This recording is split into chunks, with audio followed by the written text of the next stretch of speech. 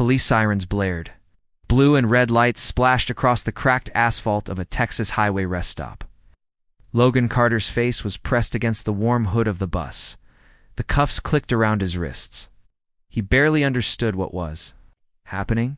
You're under investigation for the disappearance of a 6-year-old girl. One officer read off a warrant. You have the right to remain silent? I didn't do anything, Logan murmured, shaking his head. I just shared a meal with a stranger. From behind the flashing lights, a man stepped out of a black SUV. He was older, with a worn military jacket and steady eyes. I'm that stranger, the man said calmly. Everyone turned. The officers stiffened as he showed his badge FBI. And I'm here to say, this man is not your suspect. The bus rumbled westward along Interstate 10, its headlights cutting through the inky Texas night. Logan Carter sat on the second step of the passenger entryway, elbows on his knees, watching the dotted white lines blur beneath the tires. The familiar hum of the engine soothed him. He didn't mind working the overnight shifts, especially when the world outside felt hushed. It's like it had secrets to tell only those who stayed awake. Logan was 29, wiry and quick with a smile. His uniform blue shirt with the company's faded logo was always slightly wrinkled, no matter how carefully he folded it. He wasn't technically a driver, not yet. He was a ride assistant, the kind of guy who helped older passengers with luggage.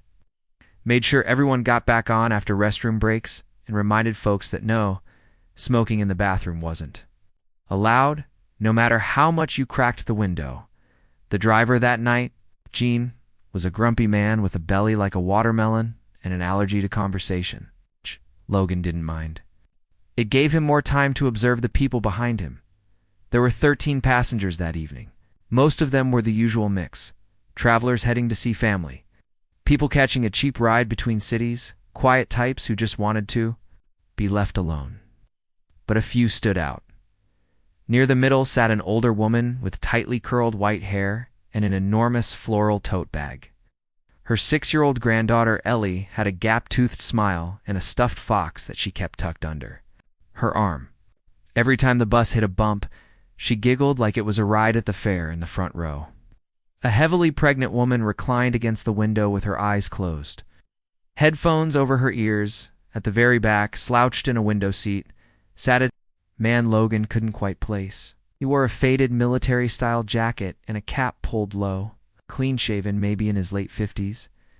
His eyes, gray, steady watched everyone and everything. Not in a threatening way, just aware, calculating. Logan had developed a sixth sense from working buses so long. He could tell when someone was running from something, when someone was hurting, or when they just needed a break. That man. He looked like he'd seen a war and was still measuring how far the front line had followed him home by midnight. Most passengers were asleep. The lights had dimmed, the road was quiet, and the air conditioning had finally stopped blasting like a wind tunnel. Logan leaned back in his seat near the exit door, flipping through messages on his cracked phone. His stomach growled. He hadn't eaten since late afternoon. He reached into his backpack and pulled out the plastic container. He always carried grilled chicken and rice, made that morning. Simple, filling, and cheap. As he unsnapped the lid, he looked toward the back of the bus again. The man in the military jacket was still awake. Still watching, still silent. Something stirred in Logan. An instinct, maybe? Or just decency. He stood, walked toward the back, and stopped a few feet away. You hungry? He asked. The man looked up, startled, but not surprised. He blinked once. I've got plenty, Logan said, holding up the container. I usually pack extra. You're welcome to half. The man didn't answer right away. His eyes studied Logan, as if scanning for intent. Then he nodded slowly. Sure, thanks. Outside the bus 15 minutes later, on a concrete bench under a flickering lamp at the junction rest stop. The others were grabbing snacks, stretching their legs, and using the restroom. Gene was sipping his third cup of gas station coffee inside. The wind was cold, but not biting. The night smelled like diesel, dry grass, and spilled soda. They ate in silence for a while. Logan handed over a plastic fork and kept the conversation light. Long ride? The man nodded. Longer than most. Heading to El Paso. 4. Now, Logan waited, but no more came. That was fine. Some people didn't need to talk to say everything. After a few bites, the man finally asked, "You always offer food to strangers?" Logan smiled. "Only the quiet ones." The man chuckled. It was brief, but genuine. "You remind me of someone," he said. "Hopefully someone with better hair," Logan replied. Brushing his bangs from his forehead, the man didn't laugh again. But he did glance sideways, almost like approval. Then he added, "Thanks for this." "No problem," Logan said. "World's crazy. Sharing a meal feels like the least we can do." They finished eating. The man stood, wiped his hands on a napkin, and disappeared around the side of the building. Logan assumed he went to use the restroom. But when everyone reboarded, Logan did a quick count. 13 passengers. All back in their seats. But the man was gone. Logan stood at the entrance, looking out into the night, half expecting to see him walking toward the bus with that same quiet stride. Nothing. He looked back at the manifest. No name matched. No one else mentioned him. Even Jean hadn't seen him board. Weird still, people hopped on and off at stops all the time, sometimes without telling anyone. Maybe the guy found another ride. Logan shrugged it off, but something nagged at him as the bus pulled back onto the highway. That man, he hadn't felt like a ghost, but now he was gone like one. The morning light over El Paso was pale and cold, painting everything in soft yellows and gray. The bus pulled into the downtown terminal just after 7:15 a.m., its brakes hissing like an exhausted sigh. Passengers stirred awake, collecting bags, stretching limbs, and blinking into the rising sun. Logan stood near the back of the bus, helping an older man with his suitcase, when he heard a soft voice from the front. Ellie, the grandmother, called out, "Ellie, come on, sweetie, we're here." Her voice was light at first, casual, but after a few moments when there was no reply, it grew sharper. "Ellie," she called again, louder this time. Logan turned around. The seat beside the elderly woman was empty, neatly made, as if no child had ever curled there through the night. The pink hoodie Ellie had worn was missing, so was the stuffed fox. Logan walked briskly toward the front. "What's going on?" he asked. I don't know," the grandmother stammered. "She was right here. I must have dozed off, but I swear she was beside me when we left the last stop." Passengers began glancing up, sensing something was wrong. Maybe she moved to another seat, someone offered.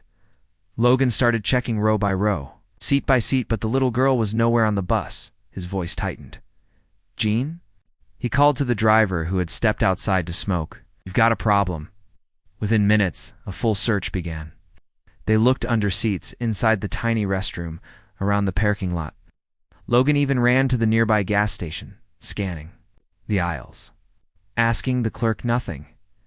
The grandmother clutched her floral tote, like it was the only thing tethering her to reality. "I should have stayed awake." She was so tired. She said she had a dream about her daddy coming to pick her up. I told her to go back to sleep. Jean made the call to 911. Logan sat down on the nearest bench, numb. His thoughts raced back to the Junction rest stop, too. A.M., the meal, the man in the military jacket. That man had left without a word. Had he taken Ellie? Had Logan missed something?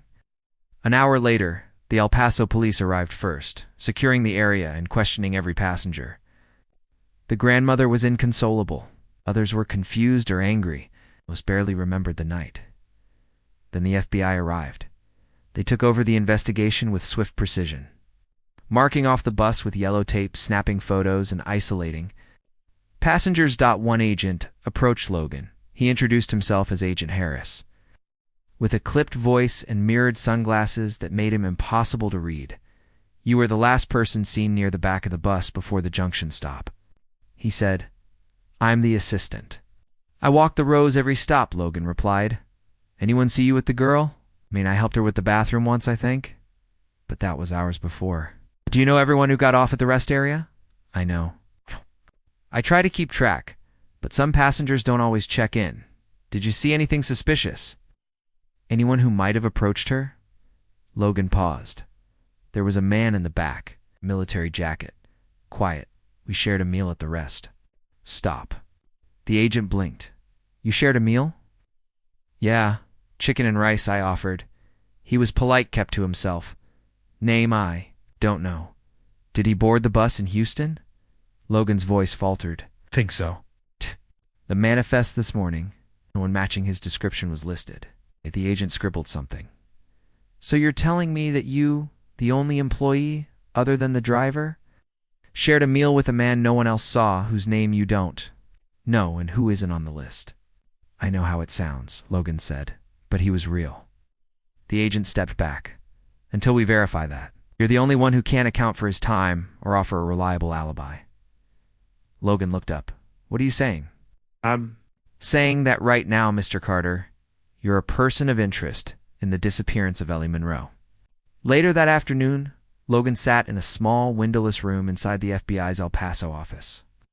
A single camera blinked in the corner. He'd been offered water, but had barely touched it. His hands shook. His shirt clung to his back from sweat.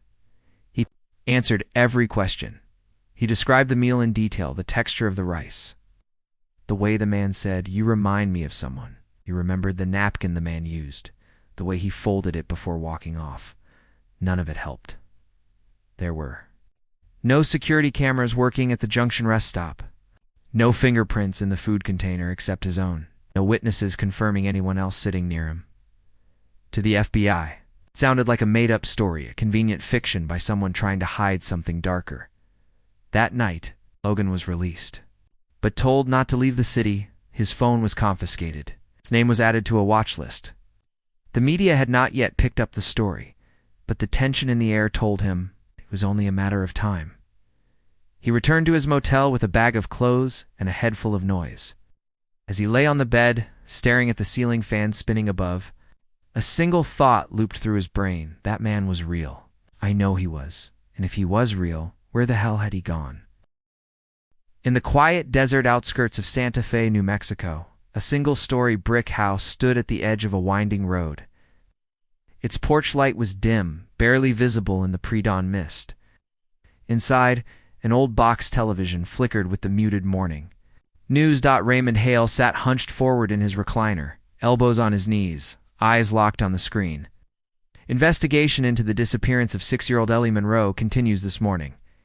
The child was last seen aboard a bus traveling from Houston to El Paso. The reporter's voice faded beneath Raymond's thundering pulse. The camera cut to a blurry shot of a young man in handcuffs being escorted by law enforcement. His face was tight with confusion, not defiance. His lips moved, but there was no audio. Raymond didn't need to hear the words. He recognized the face the young man had offered him.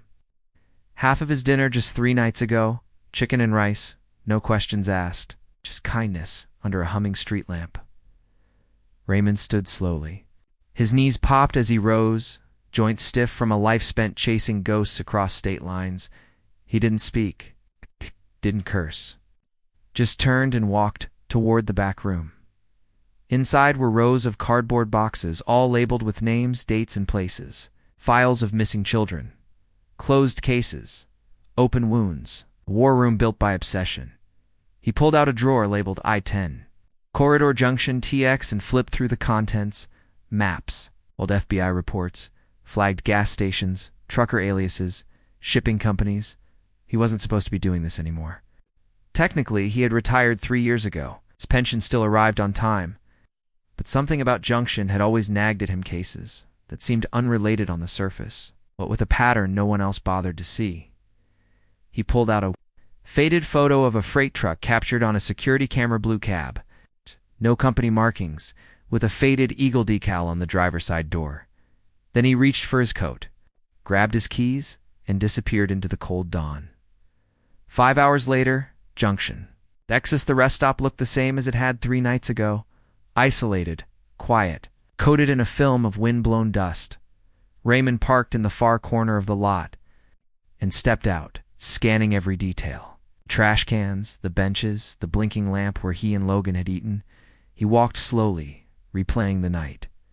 The way Logan had offered him food. The way the young man hadn't flinched or stared. Just shared. Raymond had seen enough monsters in his career to recognize it wasn't one. That kid didn't take a child, but someone else might have.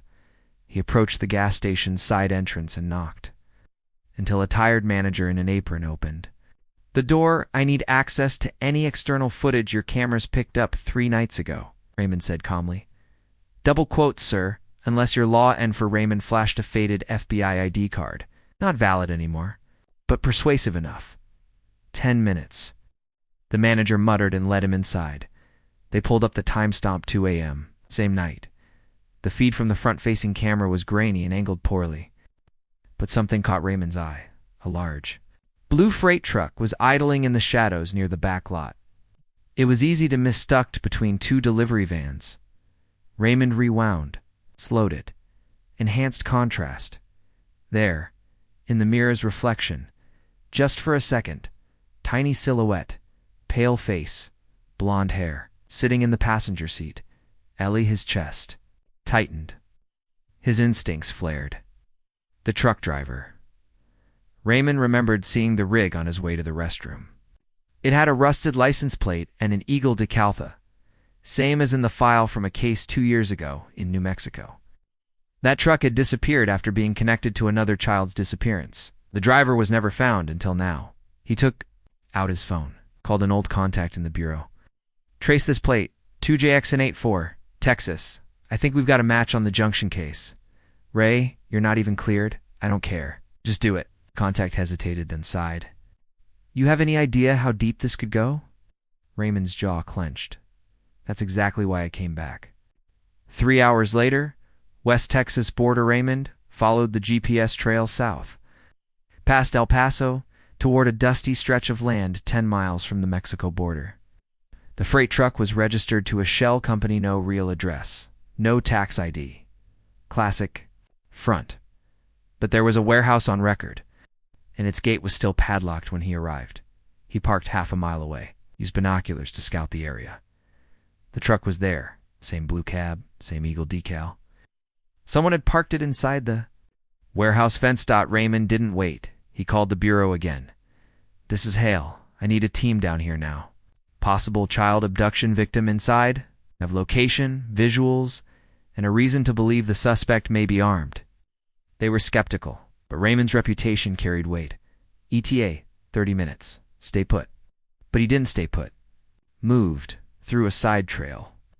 He slipped past the rear fencing and into the darkened warehouse through a broken window. Inside was cold and silent. Tools hung on walls, dust coated the floor, then a sound. A whimper. Soft, fragile.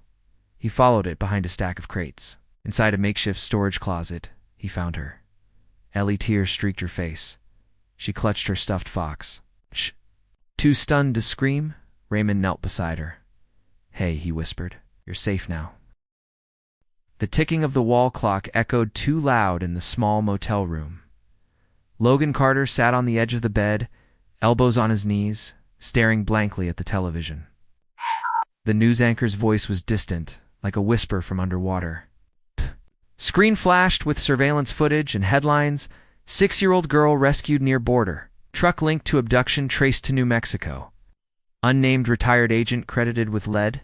They hadn't said her name yet, but Logan knew. He exhaled and leaned back, running both hands through his hair. His eyes were bloodshot from lack of sleep. He hadn't eaten all day, not that he felt like it. Every minute since the FBI interview had blurred into one long, buzzing headache. He had spent hours replaying everything: the seat numbers, the conversations, the man in the military jacket, the plastic container of food. No one had believed him, not the grandmother, not the agents, not even Gene, the driver he'd worked with for months. And now, Ellie had been found, but he was still here. Locked in this limbo of silence and suspicion, there was a knock at the door. He jolted upright. Another knocked him. Steady. Logan approached slowly, half expecting another agent with a new set of questions. He opened the door. There stood the man in the military. Jacket, Raymond Hale, alive, solid, real. Logan's throat tightened. For a moment, neither spoke. Then Logan stepped back and let him in. Raymond walked in like he belonged there. He glanced once around the room, then set a small takeout container on the nightstand. Chicken and rice, he said, seemed appropriate. Logan stared at it, then at Raymond. You're real, he whispered. I am, Raymond replied, lowering himself into the room's only chair. And you, kid, are innocent. I made sure they know it. Logan sat on the bed slowly. You found her. Raymond nodded. Last night, warehouse near the border. Now the guy was part of a ring I've been tracking for years. Did. Logan shook his head in disbelief. Why did you? Because you shared your dinner with me, Raymond. Said simply. Didn't ask for anything. Didn't treat me like a burden or a threat. I watched everyone on that bus. You were the only one who noticed someone else might be hungry. Logan's voice cracked. They were going to put this on me if you hadn't shown up, but I did. Raymond leaned forward. Serious now. You ever wonder how many people sit behind bars because the person who could have cleared them didn't come forward? Logan looked at the floor. I do now. Raymond gave a small nod. The Bureau will issue a statement. Your name will be cleared, but it might take a few days to die down in the media. You should stay quiet until then. Logan let out a shaky breath. I don't care about headlines. I thought I was losing my mind. Raymond stood, walked to the nightstand, and opened the takeout container. The smell was warm, familiar. He handed Logan a fork. Eat. Logan took it with trembling fingers.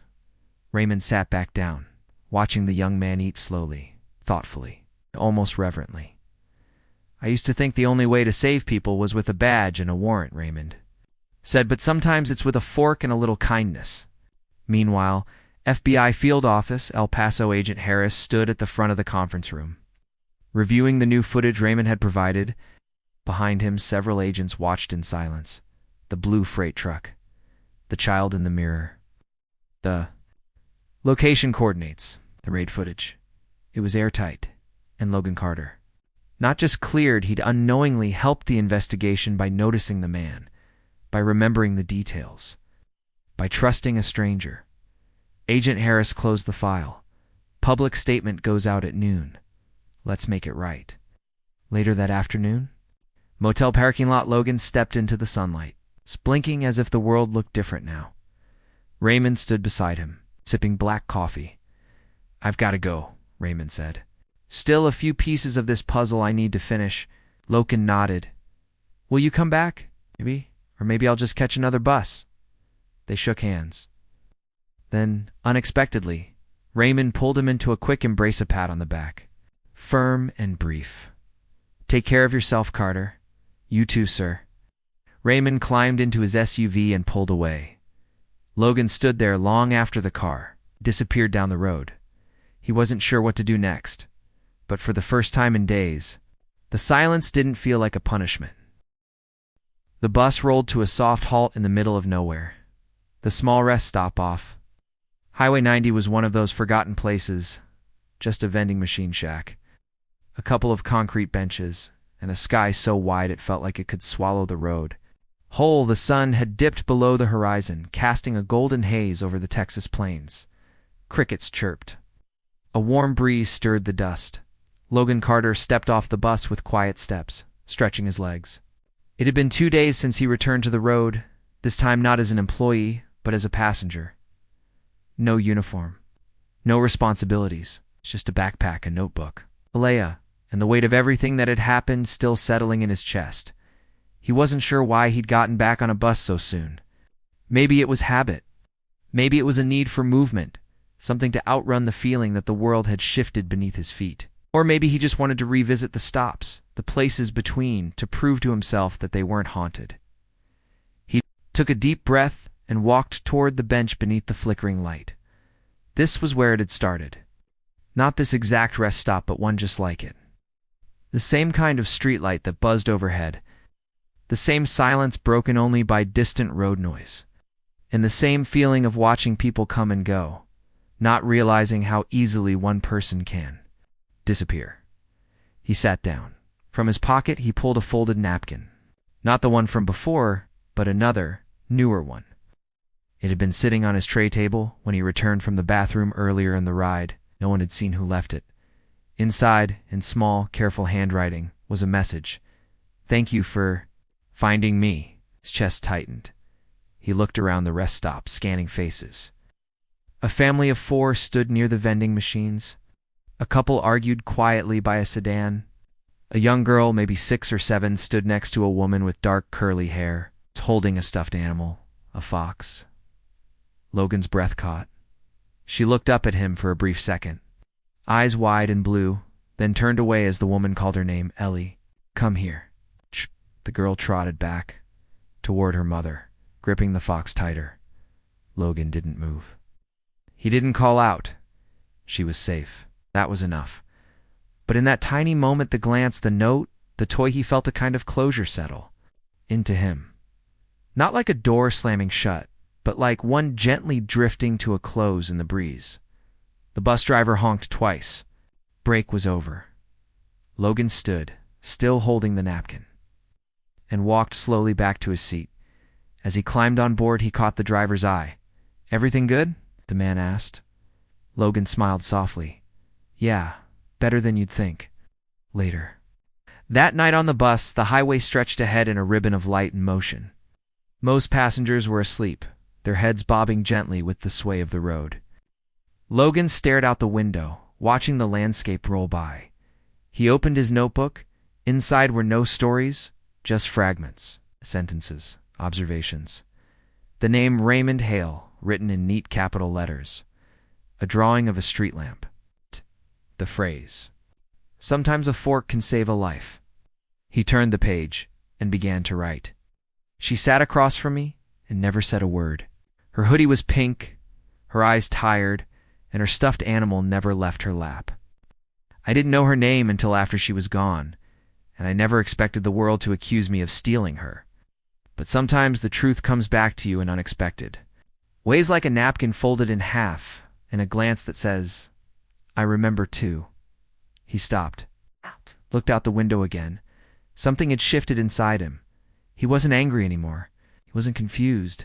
He felt still, like he had finally found his place among all the moving pieces. The road was no longer something he just worked on. It was something that had changed him. Meanwhile, miles away, in a quiet office back in Santa Fe, Raymond Hale sat at a desk under a lamp's yellow glow, flipping through files. The screen beside him showed a new case of boy gone missing in Nevada. He tapped a pen thoughtfully. Then, from the stack beside him, he pulled out a photo of Logan, not a mugshot, not a news clipping, a candid photo Raymond had taken days ago.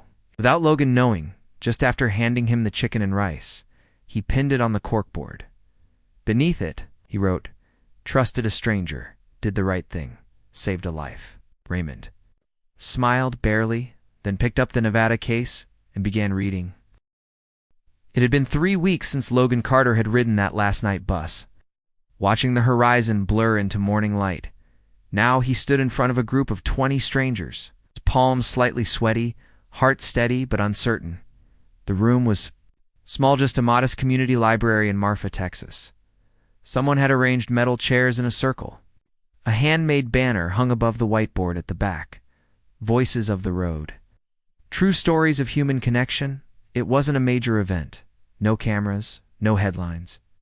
Just people, nurses, teachers, retirees, truckers gathered to share and listen. Logan had been invited by the organizer after someone from the FBI quietly passed his story along. She'd sent a short email that read, "We believe in people who pay attention. Would you share your story?" At first, Logan wasn't sure what he could offer. He didn't save the girl. He didn't crack the case. He didn't even fight back when he was accused. All he'd done was share a meal. And yet, as he looked around the room at the open faces, some curious, some weathered by their own trials, he realized that was enough. He took a breath and began. "I work buses," he said simply. "At least I used to." Not glamorous. You carry luggage. You count heads. You remind people not to smoke in the restroom. A few soft chuckles rippled through the group. "I met a lot of faces that blurred together. People coming from somewhere, going to somewhere else. Most of them don't look up. But every now and then you see someone who's watching. Not out of fear. Just someone who still sees. He paused, pressing his thumb against the edge of his note card. I shared a meal with a man like that. I didn't know his name. But he looked tired in a way that wasn't just physical. So I offered him half my chicken and rice. Silence now. Listening silence. That night, a little girl vanished, and they thought it was me. Because the man I shared food with didn't exist on the bus manifest, because I didn't have an alibi. Because sometimes when something terrible happens, people look for the nearest person with the weakest story. Logan's voice didn't shake, but it softened. I thought my life was over. I thought kindness had cost me everything. He looked up at that man. He came back. He cleared my name. Because what I gave him wasn't just a meal. It was trust. A pause. Logan folded the note card and slipped it in his pocket. And I think maybe, when the world feels cruel, what we're all really hungry for, more than justice or answers, is proof that someone still notices, that someone still sees us. Room remained quiet, full of stillness. Then came a few nods. A slow clap from the back. A woman dabbed at her eyes with a tissue. Logan sat down. No applause was necessary, but he felt something loosen in his chest. Not pride, relief. That evening, back at the motel, Logan returned to his room, peeling off his button-up shirt and laying it across the back of the chair. He poured himself some coffee and sat by the window, watching the desert sky shift from tangerine to navy. He opened his notebook again. Inside, tucked between 2 pages, was a small envelope. No return address. Just his name. He hadn't noticed it earlier. He opened it slowly, unfolding a single sheet of yellowed paper. Hey, Carter people? Like you keep people like me going. I spent years thinking only badges could protect children. You reminded me that a quiet word and a shared fork might do just as much. We saved her together, though only one of us has the headlines to ignore. Don't ever underestimate the ripple you cause when you act without being asked. You trusted. A stranger. And that changed everything. Keep watching. R.H. Logan folded the letter gently and placed it in the back of his notebook. He stared out the window again, letting the words soak through him like rain on dry soil. He didn't need to know where Raymond had gone. He didn't need another explanation. The letter was enough. 1 week later, a new beginning. Logan stood at the Greyhound station, fresh ticket in hand. No job lined up, no assignment. Just the road, stretching open like a new page. He wore no uniform now, it's just jeans, a soft jacket, and a calmness in his eyes that hadn't been there before. As he waited to board, a woman beside him struggled to carry large suitcases and keep her toddler from running into the vending machines. Without a word, Logan stepped forward and took one of the bags. She smiled gratefully. You used to work on buses or something? Logan smiled back. Something like that. He helped her settle in, then found his own seat near the back. The bus pulled away from the station. The engine hummed. The road unfolded. Logan leaned his head against the window. As the lights of the city faded behind him, pulled out a fork from his backpack. Not to eat, just to remember. Final note, months later, a tiny diner near the Arizona border. A handwritten note taped to the wall behind the cash register.